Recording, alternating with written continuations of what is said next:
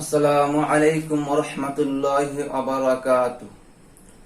अऊज़ु बिल्लाहि मिनश शैतानिर रजीम। बिस्मिल्लाहिर रहमानिर रहीम। Dear students, viewers and learners, welcome everyone from my channel ABC Grammar Network. I hope you are all well by the mercy of Almighty Allah. I am also fine. Today I have come back again. Today I shall discuss about of tense. Tense is very important for every students. Dear students and viewers, so be attentive in my class, and who are new in my channel today, I shall request you for subscribing my channel. After watching my video, have you enjoyed? Please inform me by comments. I shall request all to watch my video from first to last. সুপ্রিয় শিক্ষার্থীবৃন্দ, আশা করি তোমরা আল্লাহর রহমতে অবশ্যই ভালো আছো। আমিও আল্লাহর রহমতে অনেক ভালো আছি।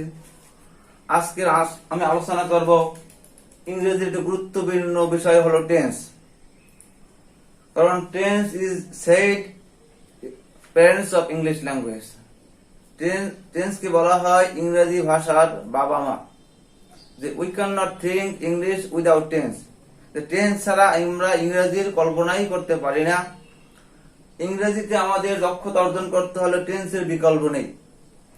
কারণ আমরা একটা প্যারাগ্রাফ লিখবো, যা কিছু লিখবো, একটা সেন্টেন্স তৈরি করবো, এখানে আমাদের টেন্স জানা দরকার। টেন্স না জানা থাকলে আমরা একটি সেন্টেন্স তৈরি করতে পারবো না। এই জন্য আমাদেরকে টেন্স খুবই গুরুত্বপূর্ণ বিষয়।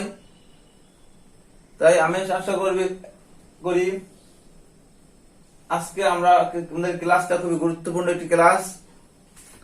তাই মনোযোগ দিয়ে দেখবে। যদি মনোযোগ দিয়ে দেখো, আমি আশা করি তোমাদের টেন্স নিয়ে আর সমস্যা থাকবে না।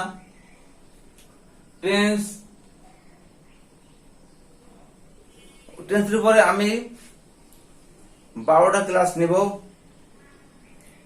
আজকে আমরা জানবো যে today I shall know what is tense, how many kinds of tense with example.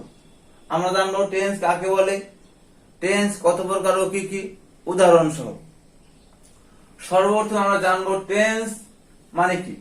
Tense অর্থ কাল বা সময়। টেন্স কাকে বলে? ভার্বের কোনো কাজ সম্পন্ন হওয়ার সময়কে টেন্স বলে। বাংলা হলো কাল বলে। তখন বাংলা ব্যাকরণে করবো কাল কাকে বলে। এখানে যখন আছে ভার্বের কোনো কাজ সম্পন্ন হওয়ার সময়কে টেন্স বলে, তখন আমরা পড়বো বাংলা ব্যাকরণে ক্রিয়ার কোনো কাজ সম্পন্ন হওয়ার সময়কে কাল বলে। তো একই সময় দুইটা আমাদের পড়া হয়ে গেল। টেন্স 3 প্রকার: present tense, past tense, future tense. আর বাংলায় কাল হলো 3 প্রকার: অতীতকাল, বর্তমানকাল, ভবিষ্যৎকাল।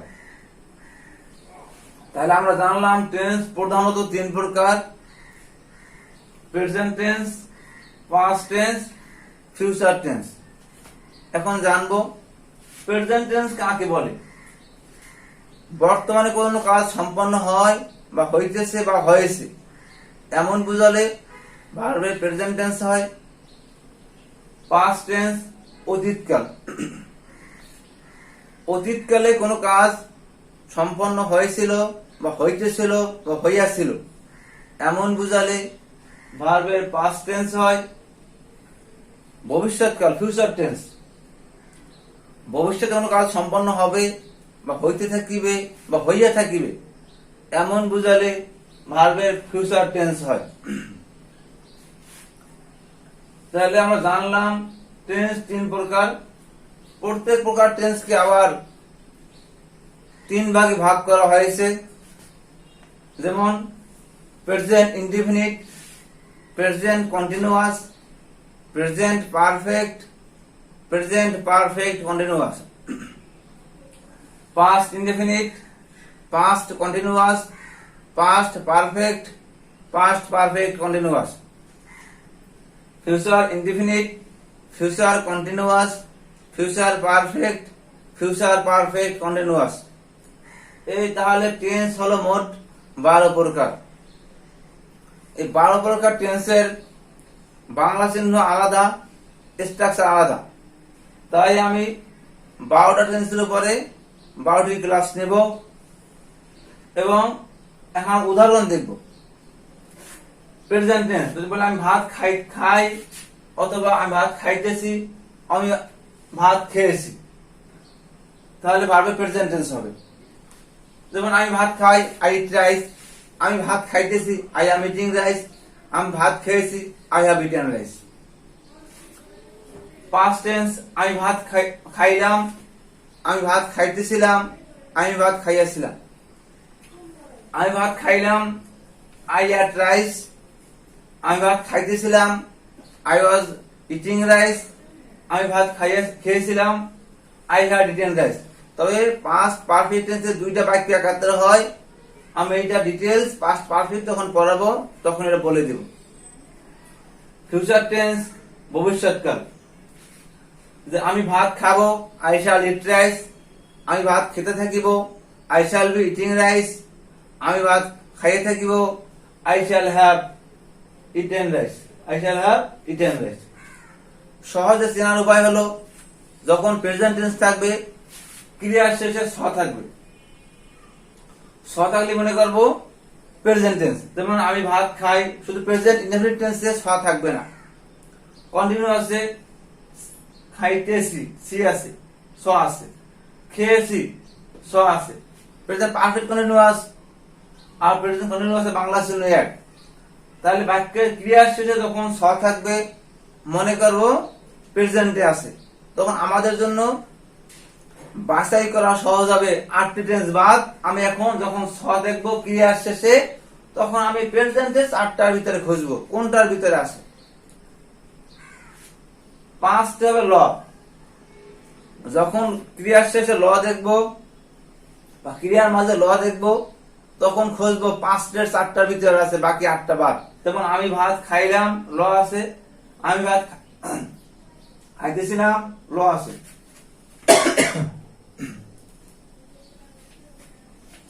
আমি ভাত খেয়েছিলাম, ল আছে। I ate rice, I was eating rice, I had eaten rice. Future tense ক্রিয়ায় যদি ব থাকে, যেমন আমি ভাত খাবো, ব আছে, আমি ভাত খাইতে থাকিব, ব আছে, আমি ভাত খেয়ে থাকিব, ব আছে। তাহলে স থাকলে প্রেজেন্ট টেন্স, ল থাকলে পাস্ট টেন্স, ব থাকলে ফিউচার টেন্স। তো একত্রে লিখছি চলো। এই 3টা বাক্য দিয়ে, 3টা অক্ষর দিয়ে সর্বশেষ ক্লাস আমি দেখাবো 3টা অক্ষর দিয়ে কিভাবে 12টা টেন্স চিনবো। এটা থাকবে আমার সর্বশেষ ক্লাসে আলোচনা। কারণ প্রথম ক্লাসে যদি শর্ট সিলেবাস দেই তাহলে ছাত্ররা কখনোই বই বা পূর্ণ সিলেবাস কমপ্লিট করবে না। এই জন্য আমি সকল 12টা টেন্সের বাংলা চিহ্ন স্ট্রাকচার করাবো। সর্বশেষ ক্লাসে দেখিয়ে দেব কিভাবে আমরা সংক্ষেপে অতি অল্প সময় টেন্সটা নির্ণয় করতে পারি। তাহলে যেমন প্রেজেন্ট মানে বর্তমান, আজকের দিনটা হলো বর্তমান, গতকাল যেটা চলে গেছে পাস্ট অতীত, আগামীকাল যেটা আসবে ফিউচার। তাহলে আমরা যখন একটা বাক্য করব আগে দেখতে হবে সেন্টেন্স পাওয়ার পরেই এইটা কোন টেন্স। যখন যেই টেন্স হবে ওই টেন্স অনুযায়ী আমার স্ট্রাকচার সাজাতে হবে। তাহলে এভাবে আমরা ছোট ছোট সেন্টেন্স তৈরি করতে করতে আমরা বড় ইংরেজি হয়তো লেটার লিখতে পারবো, অ্যাপ্লিকেশন লিখতে পারবো, প্যারাগ্রাফ লিখতে পারবো, ইংরেজি যে কোনো বিষয় বানিয়ে লিখতে পারবো। তাহলে ইংরেজি লেখা আমাদের দক্ষতা অর্জন হবে। তাহলে আজকে আমরা জানলাম টেন্স কাকে বলে, টেন্স কত প্রকার ও কি কি। এখন এই টেন্স যখন সেন্টেন্স তৈরি করব তখন আমাদের আরেকটি বিষয় জানতে হবে, যা হলো একটা সেন্টেন্স আমরা কিভাবে তৈরি করব, কিভাবে সাজাবো, একটা সেন্টেন্সের স্ট্রাকচার কেমন হবে। একটা সেন্টেন্স তৈরি করতে হলে আমাদের সাধারণত তিনটি বিষয় জানতে হবে: সাবজেক্ট, ভার্ব, অবজেক্ট। একটা সেন্টেন্সে সাধারণত তিনটি বিষয় থাকে।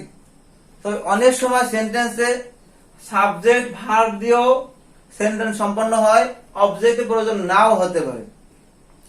অনেক সময় সাবজেক্ট অবজেক্ট ছাড়াও শুধু ভার্ব দিয়েও সেন্টেন্স হতে পারে। তবে তিনটা বিষয় আমাদের জানা দরকার, কারণ সেন্টেন্সে সাধারণত তিনটি বিষয়ই থাকে। যেমন আমি ভাত খাই, এই সব বাক্যে তিনটা বিষয় আছে: সাবজেক্ট আছে, ভার্ব আছে, অবজেক্ট আছে। এখন জানবো সাবজেক্ট কি। সাবজেক্ট মানে হলো কর্তা। বাংলা তার ইংরেজি বাক্যে স্ট্রাকচার হলো সাবজেক্ট, ভার্ব, অবজেক্ট। আর বাংলা বাক্যের স্ট্রাকচার হলো কর্তা, কর্ম, ক্রিয়া। কর্তা, কর্ম, ক্রিয়া। সাবজেক্ট মানে কর্তা, ভার্ব মানে ক্রিয়া, অবজেক্ট মানে কর্ম। তাহলে বাংলা ইংলিশে সাবজেক্টের পর ভার্ব বসে, আর বাংলায় কর্তার পরে কর্ম বসে। বাংলা বাক্যে ক্রিয়া বসে সব সময় শেষে। বাংলা বাক্যে ক্রিয়া বসবে বাক্যের শেষে। যেমন এই বাক্য খেয়াল করি, আমি ভাত খাই, এই খাই হলো ক্রিয়া। আমি ভাত খাইতেছি, খাইতেছি ক্রিয়া। আমি ভাত খেয়েছি, খেয়েছি হলো ক্রিয়া। আমি ভাত খাইলাম, খাইলাম হলো ক্রিয়া। আমি ভাত খাইতেছিলাম, এটা হলো ক্রিয়া। আমি ভাত খেয়েছিলাম, এটা হলো ক্রিয়া। আমি ভাত খাবো, খাবো হলো ক্রিয়া। আমি ভাত খেতে থাকিব, এটা হলো ক্রিয়া। আমি ভাত খেয়ে থাকিব, ক্রিয়া। তাহলে বাংলা বাক্যে ক্রিয়া বসে বাক্যের শেষে, আর ইংরেজিতে কর্তার পরে কর্তার পরে ক্রিয়া বসে। তাহলে ইংরেজি বাক্যে স্ট্রাকচার হবে সাবজেক্ট, ভার্ব, অবজেক্ট, মানে কর্তা, ক্রিয়া, কর্ম। আর বাংলা বাক্য হলো কর্তা, কর্ম, ক্রিয়া। এখন জানবো কর্তা কাকে বলে। কর্তা মানে যিনি সাবজেক্টের কাজটা সম্পন্ন করেন, তিনি হলেন কর্তা। যেমন আমি ভাত খাই, এই বাক্যে আমি ভাত খাই, এই বাক্যে কাজটা সম্পন্ন করেছে আমি, আমি হলাম কর্তা। আর ভার্ব কাকে বলে? যেই অর্থ দিয়ে কোনো কাজ করা বা হওয়া বোঝায় তাকে ভার্ব বলে, অথবা যেই অর্ডের ভিতরে কর্তা ও কাল পাওয়া যায় তাকে ভার্ব বলে। যেমন যদি শুধু বলি খাই, খাই বললে একটা অর্ডের ভিতরে যখন বলি খাই তখন হয় প্রেজেন্ট টেন্স, মানে বর্তমান কাল।